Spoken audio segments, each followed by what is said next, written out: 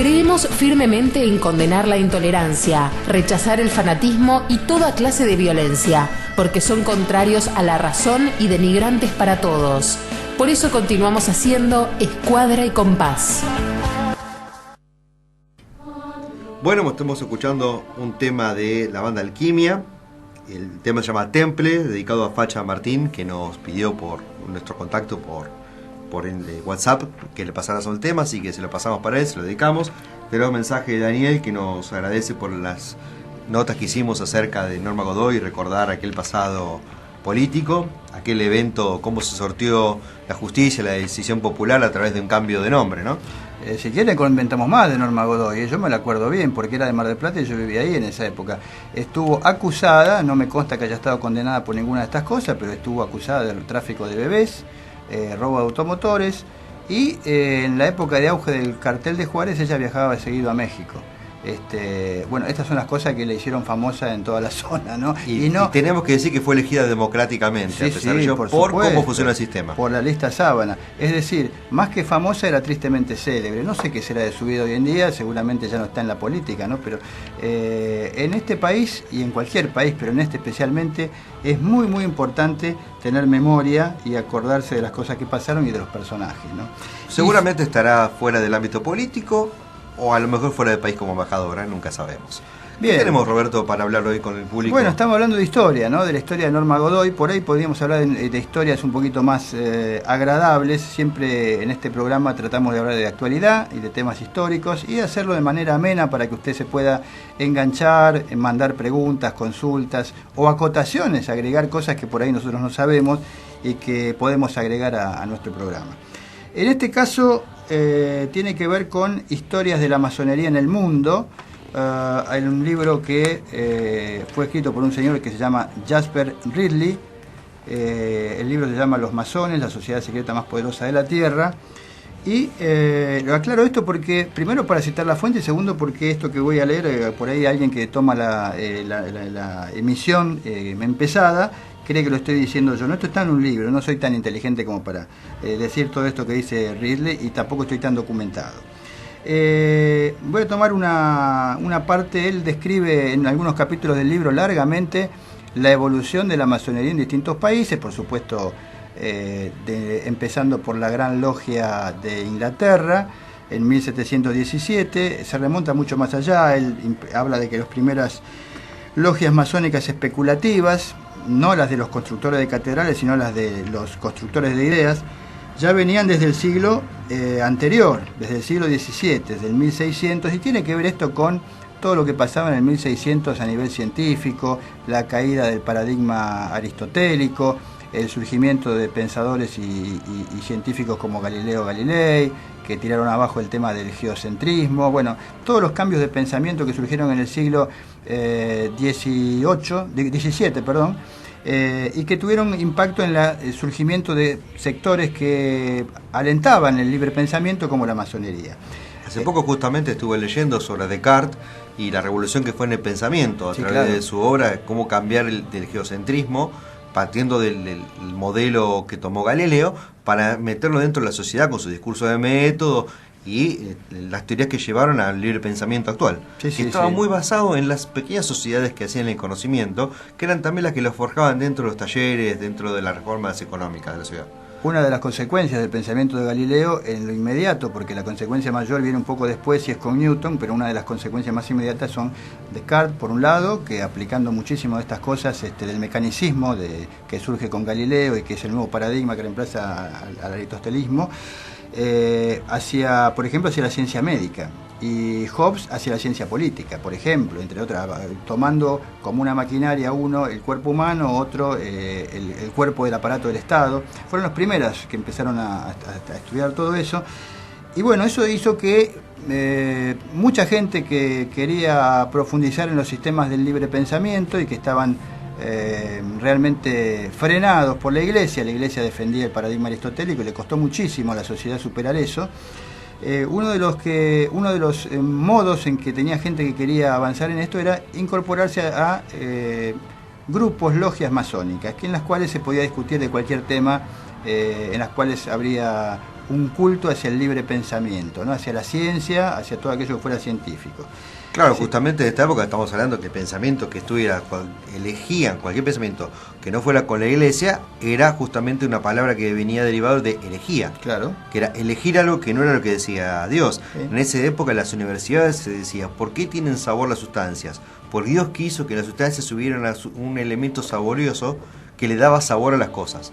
Ese era el método argumental, el silogismo dado vuelta a través de sí mismo, que el silogismo se muerde la cola, como dicen en la filosofía de la calle, que ese pensamiento que se cierra en sí mismo y no había ningún tipo de comparación, y si vos alegabas la presencia de Aristóteles o de la Biblia, no había ningún tipo de discusión acerca de la verdad.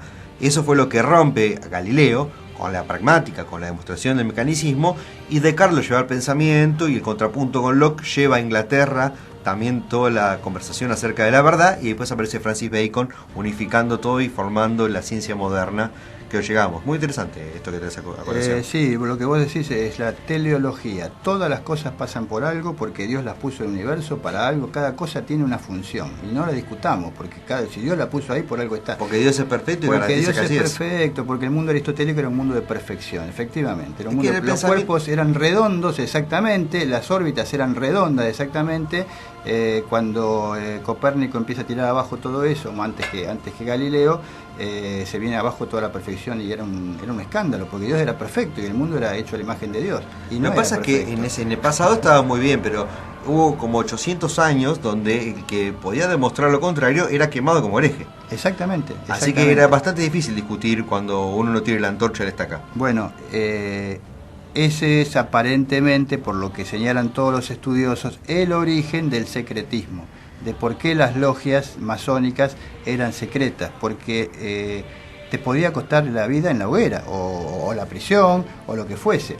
Muchos años después, ya en el siglo XX, pasó algo parecido con algunos regímenes dictatoriales, como el de Hitler, como el de Mussolini, como el de Franco, en el cual obviamente estaba prohibida la masonería, porque no se podía permitir que haya un grupo de personas que deliberen de manera secreta y yo no sé lo que están haciendo, y por ahí están conspirando, y por ahí me hacen una revolución. Esto era ser masón. ¿Cuántos masones murieron en los campos de concentración?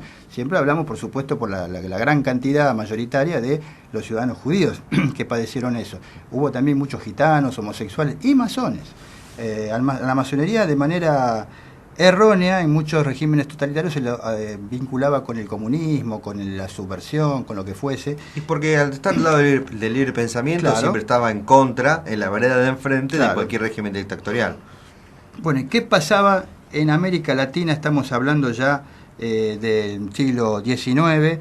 Ustedes recordarán, en algún programa anterior hablábamos de las logias lautarinas fomentadas por Miranda, por Francisco de Miranda, que en su exilio en Londres tenía la costumbre de juntar a dirigentes latinoamericanos y estimular el hecho de que crearan logias que tuvieran como objetivo operativo propender a la independencia americana. Bueno, una vez que ya pasó la época de la independencia, y voy a leer ahora lo que dice Ridley, la logia Lautaro siguió manteniendo un rol activo en la política mexicana. Estamos hablando en este caso de México. Vamos luego, si tenemos tiempo, a hablar de otros países también. Después de la caída de Santa Anna, el gobierno quedó en manos del presidente liberal Ignacio Comonfort, que era francmasón. Un golpe militar lo derrocó. Su ministro de Justicia, el indígena Benito Juárez, se puso al mando de las fuerzas liberales. Cuando decimos liberales nos referimos a las fuerzas más de progresistas, digamos, ¿no?, en una salvaje guerra civil contra el dictador militar derechista, el general Miguel Miramón. Juárez, Benito Juárez, yo la verdad que esto me enteré ayer leyendo este libro, Juárez era masón, francmasón. La Iglesia Católica denostaba a Juárez, a los liberales y a los francmasones, y apoyaba a los dictadores militares de derecha. Esto es raro, ¿no? Pero bueno, parece que en México pasaba en esa época. Permítame una ironía. A veces también no hay muchas elecciones. A veces uno no está de acuerdo con un cierto postura, pero no está la postura de uno quiere. No, seguro. A veces uno no quiere, por ejemplo, voy a poner un caso, por ejemplo, ir a un colegio privado o un colegio público. Pero a veces no hay opción. El colegio público no es una opción para llevar a los chicos y no es un esfuerzo para llevarlos al colegio privado. El colegio privado es un colegio concertado muy barato y queda enfrente de tu casa. Me pasó esto también alguna vez. Claro, y uno dice, está a favor del colegio del Estado, pero la verdad que los beneficios de ir a cursar cruzar la calle son insuperables. A veces las elecciones no son tan como uno quiere. Bueno, acá dice Ridley que en México en aquel momento el lema de la derecha era religión y orden. El más feroz... Creo no es la primera vez que lo escucho. No, creo que no son muy originales, no. El más feroz de los jefes militares era el general Leonardo Márquez. En 1859, después de derrotar a los liberales en Tacubaya, ordenó a sus hombres que irrumpieran en el hospital y mataran a todos los soldados liberales heridos, ¿no? Un crimen que hoy sería de lesa humanidad. También mataron a todos los médicos que habían atendido a los liberales, es decir, la gente de Juárez, y que por lo tanto eran considerados cómplices de la conspiración masónica y liberal. Después de esta, entre comillas, hazaña, Márquez se ganó el apelativo de El Tigre de Tacubaya. La guerra civil duró 3 años hasta que Juárez entró victorioso en la Ciudad de México, pero bueno, de inmediato Napoleón III, con la excusa de que el gobierno mexicano no había podido pagar la deuda, con los acreedores franceses, invadió México, bueno, instaló al archiduque Maximiliano de Austria, que era hermano del emperador austríaco Francisco José. Como emperador de México, bueno, Maximiliano tenía ideas moderadamente liberales había representado a su hermano como virrey en Lombardía y en Venecia, y había sido francmasón, se dice, pero dice Ridley que eso no ha podido ser comprobado. Habla de Juárez, dice Juárez era un gran líder y un estadista sabio que merece el título de libertador de su país. De hecho tiene un reconocimiento importantísimo en calles, plazas, etcétera, hasta un estado, una provincia, y la posición que hoy ocupa en la memoria de los mexicanos. El resentimiento que experimentaban sus seguidores por las crueldades de los franceses y de la derecha hacía políticamente imposible que perdonara a Maximiliano. Pero hubo muy pocas ejecuciones después de la victoria liberal, a pesar de todo lo que habían sufrido a mano de la derecha y de los partidos clericales durante los 10 años anteriores.